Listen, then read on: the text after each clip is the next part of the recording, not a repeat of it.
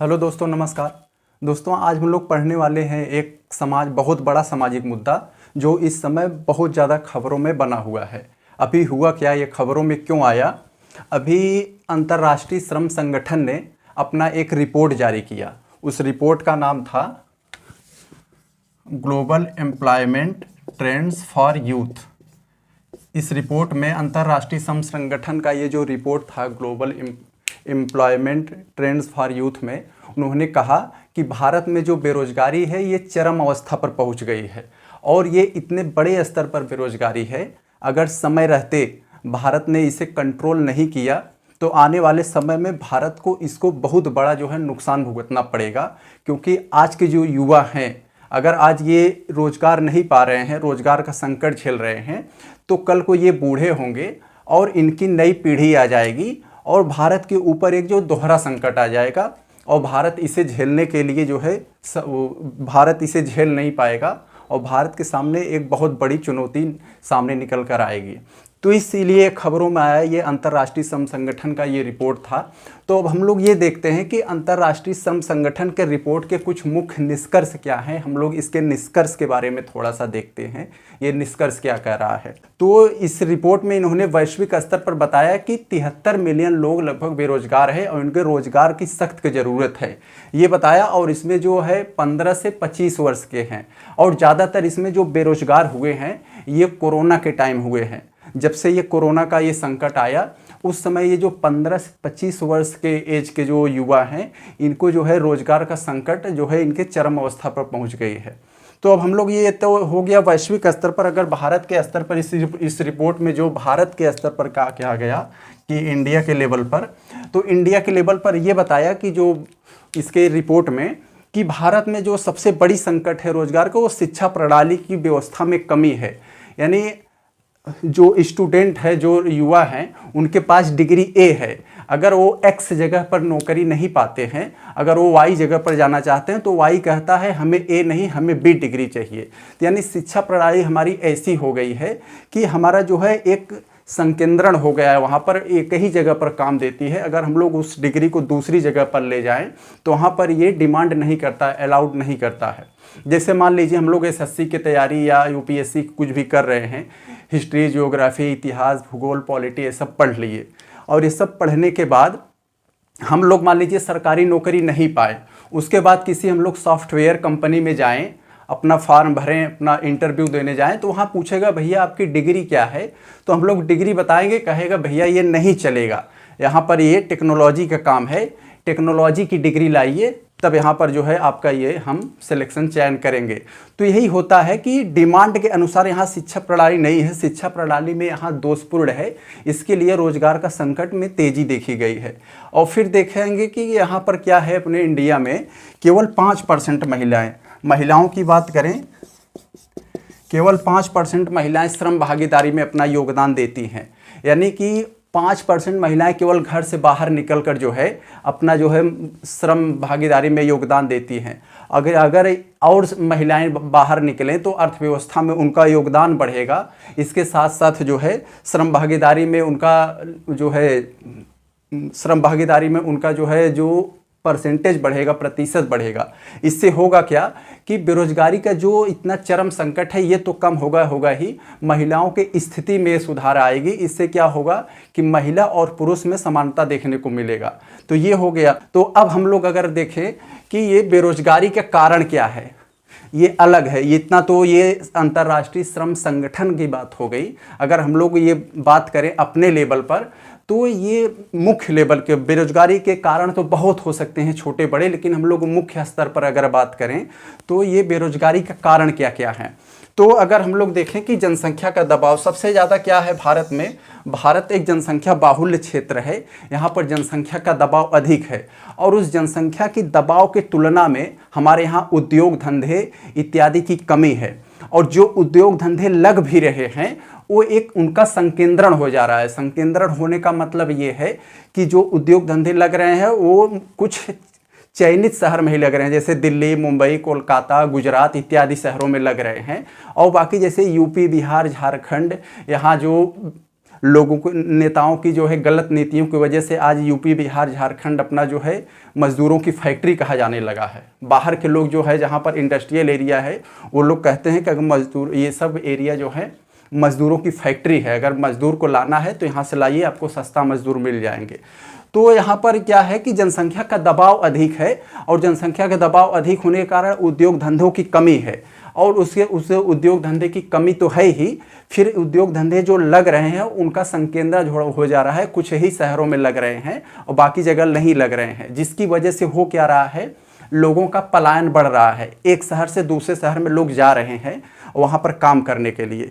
तो ये हो गया, हम लोग देख लिए। और क्या हो रहा है, और अगली बात क्या है कि निवेश और बचत में कमी लोग कर रहे हैं। हम लोग देखते हैं एक आदमी, अगर बहुत से जनसंख्या का बहुत बड़ा ऐसा वर्ग है जो कुछ कमाता है, कमाने के बाद उसे लगता है कि आज हम बहुत कमा लिए हैं, उसके बाद करता क्या है, रात को उसे पौवा चाहिए, सिगरेट चाहिए, गांजा चाहिए, दारू चाहिए, इन सब में अपने दाल नून रोजी रोटी के बाद जितना बचता है सब खर्च कर देता है, और बचाने के बारे में नहीं सोचता। अगर उस पैसे को बचाए और बचा कर जो है कुछ पैसे इकट्ठा करे, उसके बाद अपना एक छोटा सा लघु कुटीर उद्योग जैसे धंधों में अगर वो इन्वेस्ट करे तो उसका रोजगार तो मिलेगा ही मिलेगा, वो अन्य एक आध दो चार लोगों को रोजगार दे सकता है। तो ये कारण है।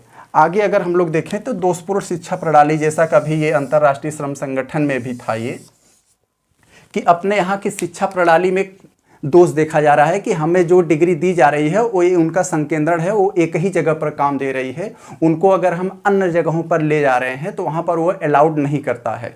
तो ये हो गया। और क्या है कि सरकारी नीतियाँ, सरकार की जो सरकारी नीतियाँ हैं, नेताओं जो है, सरकार जो है अपने स्वार्थ पूर्ण के लिए अलग अलग तरह की नीतियाँ बनाती हैं, जो जैसे कि मैंने अभी पहले कहा कि उद्योगों का संकेंद्रण हो जा रहा है। वोट केवल यूपी बिहार ये वाले देंगे ज़्यादातर, और जो है इंडस्ट्रीज लगेगी गुजरात में लगेगी, मुंबई में लगेगी, दिल्ली में लगेगी, और यहाँ के लोग केवल मजदूर बन के अन्य शहरों में जाएंगे काम करने, और वोट देना होगा तो ये लोग देंगे। तो ये हो गया सरकारी नीतियाँ जो है वो सबसे बड़ा एक मुख्य कारण है बेरोजगारी का। अगर सरकारी नीतियाँ कुछ अच्छी नीतियाँ बनाने लगे और उन नीतियों का अच्छे से संचालन करें तो ये बेरोजगारी को काफ़ी हद तक कम किया जा सकता है। तो अगर हम लोग और देखें, यहाँ पर एक और सी बात है, स्वरोजगार में कमी। यहाँ पर बहुत से होते हैं डिपेंडेंट होते हैं, पढ़ लिख लेंगे अच्छे से, उसके बाद वो सोचते हैं कि हम सरकारी फार्म भरेंगे, सरकार भर्तियाँ निकाले और हम सरकारी फार्म भरेंगे, उसके बाद हम लोग परीक्षा देंगे तो हमारा चयन होगा। बहुत से ऐसे करते करते काफ़ी उनकी एज बीत जाती है, वह अपने एज रहते हुए स्वरोजगार के बारे में नहीं सोचते हैं कि हम लोग कुछ पैसा इकट्ठा करके कुछ जगह से लोन लेकर या अन्य किसी वजह से हम लोग एक अपना स्वरोजगार, सेल्फ जो है रोजगार उत्पन्न करने के बारे में नहीं सोचते हैं। तो ये कुछ हम लोगों ने देखा बेरोजगारी का, ये कुछ मुख्य कारण थे यहाँ पर। अगर हम लोग प्रभाव की बात करें, ये बेरोजगारी का कारण इसका कुछ है, इस कारण का प्रभाव क्या पड़ रहा है, क्योंकि हर एक कारण का कुछ न कुछ प्रभाव पड़ता है। तो हम लोग अगर प्रभाव की बात करें कि आत्मसम्मान के विरुद्ध है। एक युवा जब नौकरी नहीं पाएगा, रोजगार नहीं पाएगा, वो जो है दर दर चार पैसे के लिए भटकेगा। फिर क्या होगा, माँ बाप के लिए, माँ बाप के सामने वो हमेशा जो है पल पल जो है उनके सामने हाथ फैलाएगा पैसे के लिए। तो ये उसके आत्मसम्मान के विरुद्ध है। वह घर परिवार रिश्तेदार समाज में उसकी जो है काफ़ी आलोचना की जाती है, उसका जो है मजाक बनाया जाता है, और जो है उसके आत्मसम्मान के विरुद्ध है। अगर उसे रोजगार मिल जाता, चार पैसे कमाता, तो अपना वो खुद डिसीजन लेता, अपने माँ बाप घर परिवार इत्यादि को अच्छे से केयर कर पाता। तो ये कुछ है यहाँ पर। तो आगे अगर हम लोग देखें, असमानता में कमी आ रही है।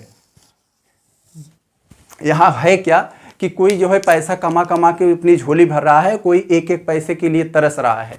इससे हो क्या रहा है कि एक अमीर वर्ग और एक गरीब वर्ग खड़ा हो रहा है। इसमें होगा क्या कि अमीर वर्ग जो है वो गरीब वर्ग का शोषण करना चाहता है, और गरीब वर्ग जो है अपना शोषण होने नहीं देगा। तो इसमें क्या होगा कि वर्ग संघर्ष होगा। जब इन दोनों में वर्ग संघर्ष होगा तो समाज में अशांति फैलेगी। तो ये होगा कि ये समाज में अशांति फैलने का एक बहुत बड़ा दोष कारण यह भी है कि ये जो बेरोजगारी है, अगर बेरोजगारी को धीरे धीरे अगर जितना कम होगा इतना समाज में शांति बढ़ेगी और अशांति कम होगी।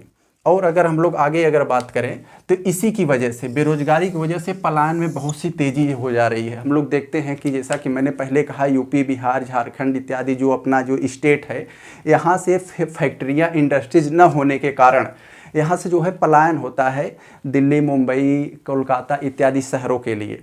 तो पलायन में बहुत तेज़ी देखी जा रही है, सिर्फ और सिर्फ क्यों, ये बेरोजगारी के कारण यहाँ पर इंडस्ट्रीज़ नहीं है, उनको काम नहीं मिल पाता है, वो 4 पैसे कमा नहीं सकते यहाँ पर, इसलिए जो है इनका जो है पलायन जो होता है, माइग्रेशन होता है अपने शहर से दूसरे शहरों के लिए। जब माइग्रेशन होगा तो वहाँ पर वो जाएंगे तो उनका जो है भेदभावपूर्ण ज़िंदगी जिएंगे। क्या होगा, हम लोग मुंबई में देखते हैं वहाँ पे ठाकरे साहब के यहाँ कि काफ़ी यूपी बिहार वालों को गालियाँ दिया जाता है, काफ़ी उनके साथ भेदभाव किया जाता है, समय समय पर उनको जो है भेदभावपूर्ण की ये जो भावना से देखा जाता है। तो बहुत से उनको भेदभाव भी झेलना पड़ता है, अपने शहर से जब दूसरे शहर में जाते हैं तो उन्हें भेदभाव का जीवन जीना पड़ता है, और साथ ही साथ उनका जीवन स्तर निम्न होता है। जो अपना घर परिवार, अच्छा महल, अपना अच्छा घर, खेत खलियान छोड़कर जब लोग अन्य शहरों में जाएंगे, एक किराएदार बनकर रहेंगे। जब वहाँ पर वो किराएदार बन के रह रहे हैं तो एक अपने यहाँ पूरा खुली ज़िंदगी जीते थे, वहाँ जो है उनके जीवन बहुत सीमित हो गया है। तो उनकी जो है जीवन की जो गुणवत्ता है वो निम्न हो जाएगी। अच्छा खाना, अच्छा पहनावा, अच्छा से रहना, इनका जो है ये ऐसा नहीं हो पाता है। अगर हम लोग आगे देखें, जो सबसे मुख्य बात है मेरे भाई, तो ये गैर कानूनी गतिविधियाँ। अगर जितना ज़्यादा रोज़गार बढ़ रहा है, बेरोज़गारी बढ़ रही है जितने तेज़ी से, अगर बेरोज़गारी बढ़ने के, अगर रोज़गार नहीं मिल रहा है, लोग भेदभावपूर्ण की ज़िंदगी जी रहे हैं, लोग जो है धीरे धीरे क्या करते हैं, गैर कानूनी गतिविधियों में लिप्त हो जाते हैं। और जो है 4 पैसे के कारण, कोई उनके 4 पैसे का लालच देगा तो किसी भी कानूनी, बहुत से लोग ऐसे हैं जो कितना भी बेरोजगार होंगे लेकिन नहीं जुड़ेंगे। लेकिन एक परिस्थितियां ऐसी होती है कि उनको गैर कानूनी गतिविधियों में लिप्त होने के लिए उनको जो है ढकेल देती है। तो यहाँ पर है क्या कि बेरोजगारी के कारण आदमी जो है, बहुत से लोग गैर कानूनी गतिविधियों में लिप्त हो जाते हैं, और जो समाज के लिए, अपने देश के लिए जो है वह घातक साबित होते हैं आने वाले समय में। तो हम लोगों ने यहाँ ये देखा कि हम लोगों ने इससे देखा ये खबरों में क्यों बना हुआ था, इसके मुख्य रिपोर्ट पर हम लोगों ने एक नज़र डाला, फिर इसको बेरोजगारी के कारण पर हमने छोटा सा एक प्रकाश डाला, और हम लोगों ने देखा बेरोजगारी का जब कुछ कारण है तो उसका प्रभाव क्या पड़ रहा है अपने समाज पर, अपने देश पर, इसको हम लोगों ने देखा। फिर हम लोगों ने अगर उपाय की बात करें तो उपाय का क्या होगा कि मेरे भाई इंडस्ट्रीज बढ़ाया जाए, जो उद्योग धंधे हैं उसको बढ़ाया जाए, और ज़्यादा से ज़्यादा लघु कुटीर उद्योग पर जोर दिया जाए, और साथ ही साथ जो उद्योग धंधे हैं जो लगाए जा रहे हैं, इंफ्रास्ट्रक्चर्स है, उनका जो है विकेंद्रीकरण किया जाए। जो एक ही जगह पर कुछ लिमिटेड शहर में उनका संकेंद्रण हो गया है, उनका जो है विकेंद्रीकरण किया जाए। अलग अलग शहरों में भी जहाँ जहाँ लोग ज़्यादा है, जहाँ जनसंख्या ज़्यादा है, जहाँ बेरोजगारी ज़्यादा है, वहाँ पर इनका जो है विकेंद्रीकरण किया जाए, और उसके साथ साथ क्या होगा, वहाँ के लोगों को रोजगार मिलेगा। तो और जैसे शिक्षा प्रणाली में सुधार किया जाए, और कई तरह की और गतिविधियाँ हैं जो अपने जो है, जैसे लोन हो गया, फ्री में मतलब ब्याज रहित उनको लोन बांटना इत्यादि, ये सब कुछ क्रियाएं करके जो है जो बेरोजगारी का स्तर जो है, बेरोजगारी के लेवल को काफ़ी हद तक कम किया जा सकता है। तो हम लोगों ने देख लिया, ये जो इनकी रिपोर्ट थी अंतर्राष्ट्रीय श्रम संगठन की, अपने रिपोर्ट में कहा था कि भारत में बेरोजगारी चरम अवस्था पर पहुंच गई है। तो इससे जो खबरों में था, ये जो मुद्दा उठा था, इस मुद्दे को हमने काफ़ी ढंग से समझ लिया। तो हम लोग मिलते हैं किसी नेक्स्ट टाइम, तब तक के लिए नमस्कार।